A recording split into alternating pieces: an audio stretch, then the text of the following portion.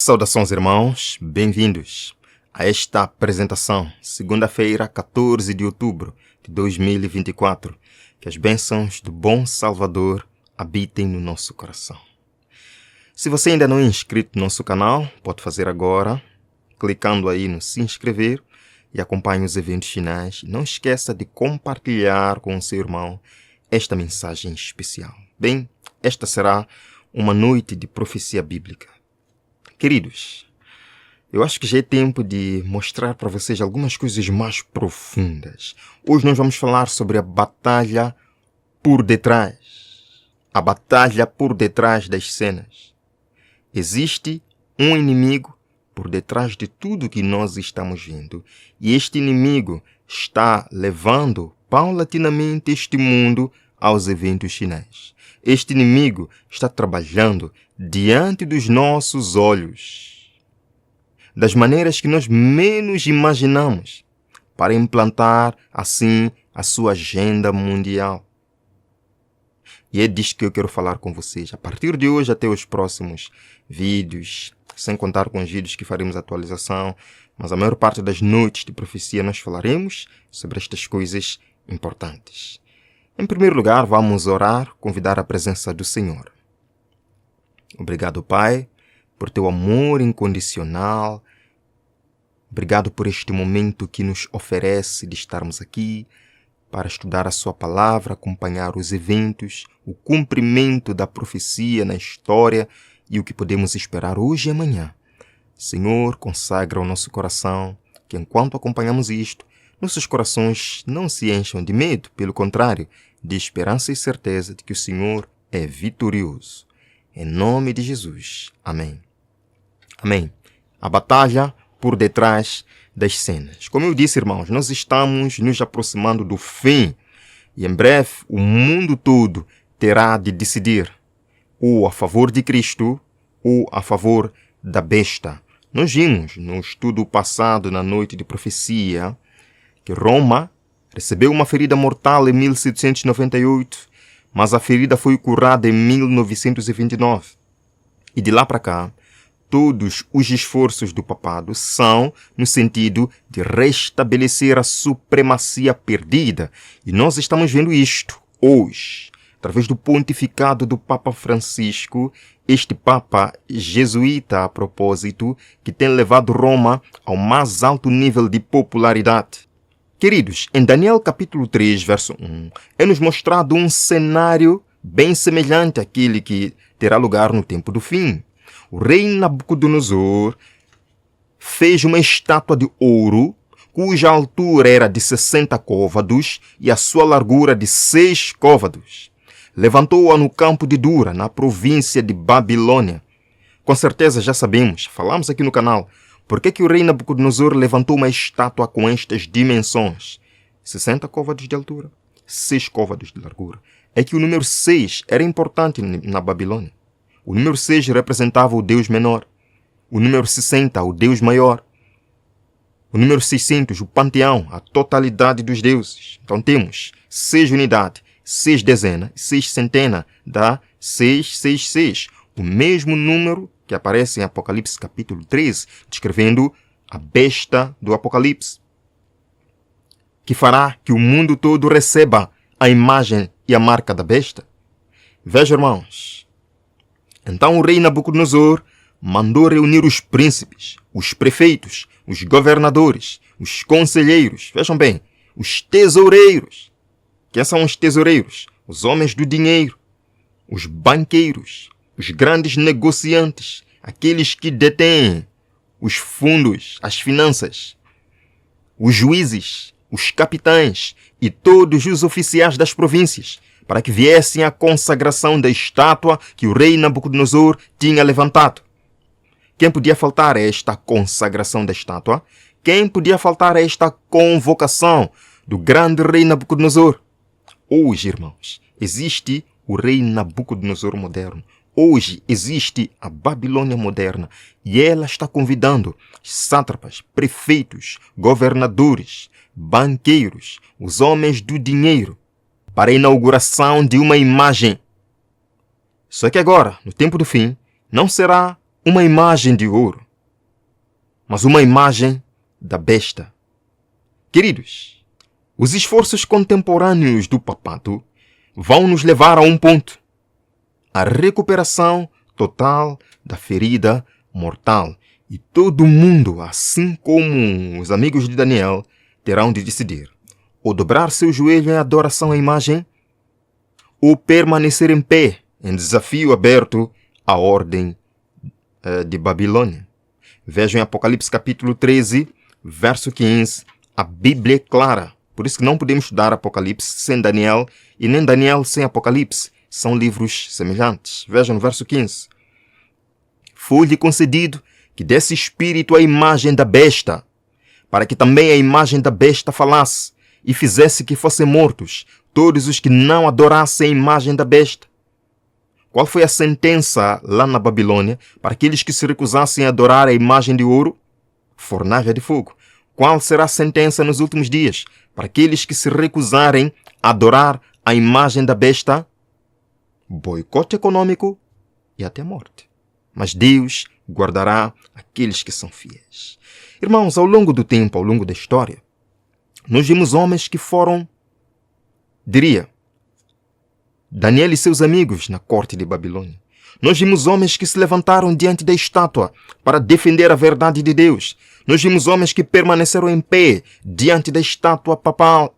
John Wycliffe, William Tyndale, John Knox, vários outros reformadores que permaneceram em defesa da verdade, em defesa da palavra de Deus.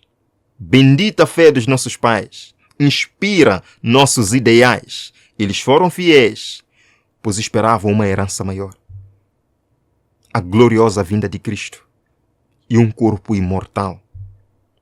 Irmãos, eu invejo estes homens aqui. Eu queria estar na pele deles, descansando agora, aguardando a trombeta soar para ressuscitar em glória e viver com Jesus Cristo.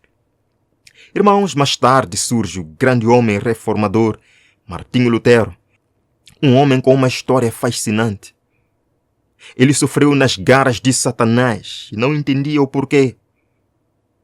Até que um dia compreendeu que o justo viverá pela fé. Ele fez a sua primeira peregrinação a Roma, na Itália, em 1510. Isto foi durante o reinado do Papa Júlio II. Um papa com uma história sinistra, mas não irei falar disto agora. No livro Grande Conflito, é-nos dito o seguinte: que afinal, Martinho Lutero contemplou à distância a cidade das 7 colinas. Com profunda emoção prostrou-se ao solo, exclamando: Santa Roma, eu te saúdo. Esta foi a emoção de Lutero. Aproximando-se de Roma, ajoelha, beija o chão e diz: Santa Roma, eu saúdo. Ele esperava ver na cidade o Papa. Ele esperava ver na cidade os cardeais, os bispos, santos.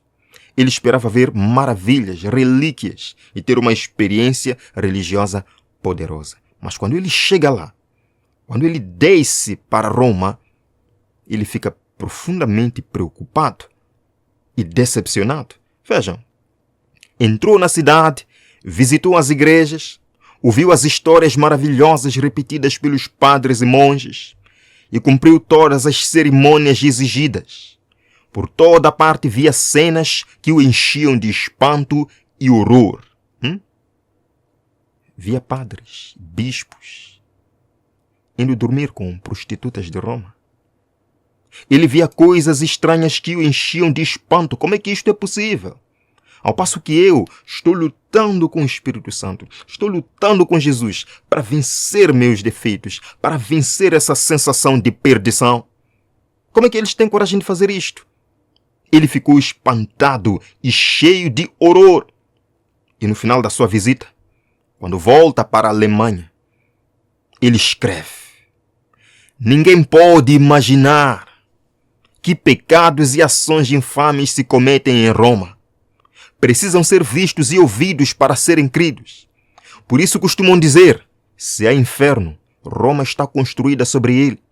É um abismo de onde procede toda espécie de pecado. Duras palavras de um humilde monge. Duras palavras.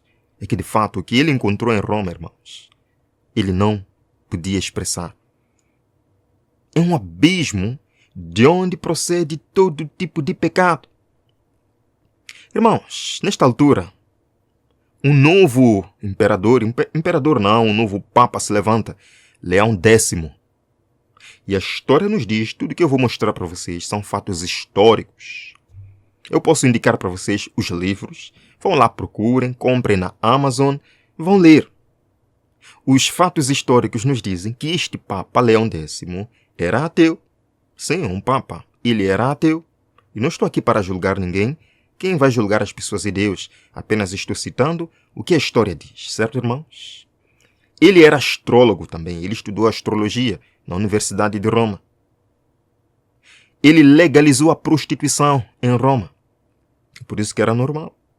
Por isso que Lutero se escandalizou. E existiu em Roma, irmãos, mais de 7.000 prostitutas que pagavam taxa ao Papa para exercer a atividade. Então os irmãos imaginam o que era isto. Mas este Papa tinha um sonho também muito interessante.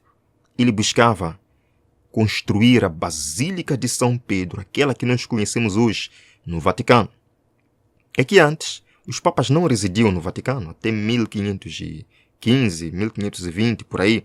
Eles residiam do outro lado de Roma, no Palácio de Latrão. E ele tinha o sonho de reerguer a Igreja de Cristo, a Igreja Católica, né? Eles chamavam a Igreja de Cristo, certo? Construindo esta basílica, uma arquitetura esplêndida, luxuosa e custosa. De onde viria então os fundos? De onde viria então o dinheiro para este empreendimento caro? Ah, irmãos, ele tinha um plano. O Papa Leão X tinha um plano. Enviou em quase todos os países da Europa mensageiros seus. Aqueles que iam e vendiam indulgências para patrocinar a construção desta grande basílica e outros empreendimentos da igreja. Na Alemanha, ele enviou João Tetzel, o infame João Tetzel, para vender indulgências. E ele andava pelas ruas da Alemanha, de Wittenberg e outras cidades, apregoando: hoje, esta noite, o Papa vai vos dar um presente. E ele assustava as pessoas com teatros sobre o juízo final. Assustava as pessoas mostrando cartazes sobre o purgatório. Vocês querem ir ao purgatório? Para poderem escapar ao purgatório, é muito simples. Hoje, esta noite, o Papa vai vos dar um presente. Assinem isto, peguem isto. Por poucas moedas, vocês serão libertos do purgatório. E por um pouco mais de moedas, vossos entes queridos serão livrados do purgatório, das chamas do inferno. Por um pouco de dinheiro, todos os seus pecados serão perdoados. Até os pecados futuros serão perdoados. E nem arrependimento é necessário. Queridos irmãos, vejam até onde chegou esta instituição, com vista a obter lucro para os seus empreendimentos. No livro Grande Conflito, página 127, nós lemos: a Igreja de Roma mercadejava com a graça de Deus. As mesas dos cambistas foram postas ao lado de seus altares. Nem os fariseus, líderes religiosos de Israel, chegaram a este ponto, irmãos. Sim, porque eles permitiam aquele comércio no templo, mas não chegaram a um ponto de vender a graça de Deus, como aconteceu com Roma. Sim, as mesas dos cambistas foram postas ao lado de seus altares, e o ar ressoava com o clamor dos compradores e vendedores, com a alegação de levantar fundos para a ereção da Igreja de São Pedro. Em Roma, publicamente se ofereciam à venda indulgências. Venham aqui, recebam este perdão dos seus pecados futuros. Recebam o passaporte da salvação. E milhares de pessoas foram lá, maravilhadas. Uau, os nossos pecados serão perdoados para sempre. Temos acesso a Deus. Temos acesso à vida eterna, pagando taxas, pagando dinheiro. E então, os cofres de Roma começaram a tilintar com as moedas dos pobres fiéis daquela época. Irmãos, a palavra de Deus nos diz. Agora vejam que é Pedro. É interessante que A Igreja Católica diz que Pedro foi o primeiro Papa, mas vejamos o que o próprio Pedro fala sobre isto. Na sua segunda carta, capítulo 1, verso 18, ele diz: sabendo que não foi com coisas corruptíveis, como prata ou ouro, que fostes resgatados da vossa vã maneira que por tradição recebestes dos vossos pais. Não foi por prata e ouro que vocês foram resgatados. É Pedro que está falando. Mas, infelizmente, os supostos sucessores de Pedro mercadejavam a graça de Deus. Pedro diz: foi pelo sangue, o precioso sangue de Cristo, como de um cordeiro imaculado e incontaminado. Irmãos, a salvação é pela graça, pela fé em Jesus Cristo, no seu sacrifício expiatório. Não há nada em nós para merecer a salvação. Não há nada que nós podemos dar a Deus para comprar nossa salvação. O que Jesus precisa é o nosso coração, que Ele transforme nosso coração, nossa vida, nosso caráter, à sua semelhança. Essa é a salvação, de graça. Mas Roma começou a ensinar as pessoas que precisavam pagar somas de dinheiro para obter a salvação, a fim de escaparem do purgatório, que é o suposto lugar de tormento, onde as almas seriam purificadas antes de serem admitidas ao céu. Que terrível aberração, que terrível doutrina, que choca com o que a palavra de Deus diz em Eclesiastes 9, verso 5. Os vivos sabem que hão de morrer, mas os mortos não sabem coisa nenhuma. Não sabem coisa nenhuma.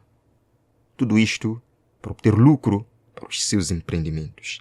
Vejam, Lutero, ele percebeu um movimento estranho em Wittenberg, onde vivia. Pessoas maravilhadas segurando folhetos de absolvição dos seus pecados. E ele perguntou: o que é isto? E ele, quando pega e lê, ficou profundamente decepcionado. Ficou profundamente chocado com aquilo. Irmãos, no livro Grande Conflito, Ellen White nos diz que Lutero preparou teses contra estas vendas de indulgências. Ele não foi precipitado, ele teve tempo de sentar e escrever aquilo, baseado na palavra de Deus. Vejam, na véspera de uma grande festa, Lutero, reunindo-se às multidões que já seguiam para a igreja, afixou na porta desta um papel contendo 95 proposições contra a doutrina das indulgências. Declarou sua disposição de defender essas teses no dia seguinte na universidade, contra todos os que achassem conveniente atacá-las. Eu gosto disto. Todo aquele que defende a verdade não tem medo de expô-la. Não tem medo de um debate frente a frente. Não. Porque a palavra de Deus não pode ser negada. A verdade de Deus não pode ser negada. Então ele afixa aquelas 95 teses na porta da igreja de Wittenberg. E os cristãos passavam de lá lendo. Professores de universidade passavam de lá lendo. Padres liam aquilo. E a mente do povo foi desperta para uma grande, importante verdade. Efésios capítulo 2, verso 8. Pois pela graça sois salvos mediante a fé. Isto não vem de vós, é dom de Deus, não de obras, para que ninguém se glorie. Irmãos, estas 95 teses foram o maior golpe para Roma. O Papa Leão X não podia esperar por isto. João Tetzel não podia esperar por isto. Roma não podia esperar por isto, nesta altura dos acontecimentos. Sim, começou uma grande revolução entre a verdade e o erro, entre Roma e Lutero, entre o papado e a verdade bíblica e a reforma protestante. Isto se avolumou até quando, em 1529, os príncipes alemães lançaram a Confissão de Augsburg, onde declararam liberdade para a Alemanha. E assim a reforma protestante se solidificou até os nossos dias. Vejam, as teses de Lutero desafiavam discussão, mas ninguém ousou aceitar o repto.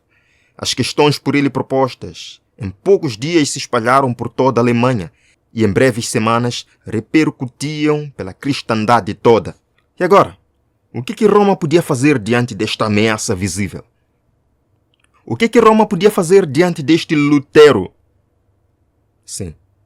Alguns anos depois da Confissão de Augsburg, em 1534, um ilustre padre chamado Inácio de Loyola, ele fundou a Companhia de Jesus, ou a Sociedade de Jesus Cristo, que só 11 anos depois, no Concílio de Trento em 1545, que além de colocar a tradição acima das Sagradas Escrituras, o Concílio de Trento oficializou a Sociedade de Jesus, a Companhia de Jesus, mais conhecida como Jesuítas de Roma. E foi neste concílio que Inácio de Loyola e seus sucessores e sua companhia receberam plenos poderes, como o exército especial do papado para guerrear suas batalhas. Mas qual é o principal objetivo desta Companhia de Jesus? Acima de tudo, o que esta Companhia de Jesus quer? Vejam aqui no livro Grande Conflito, página 129.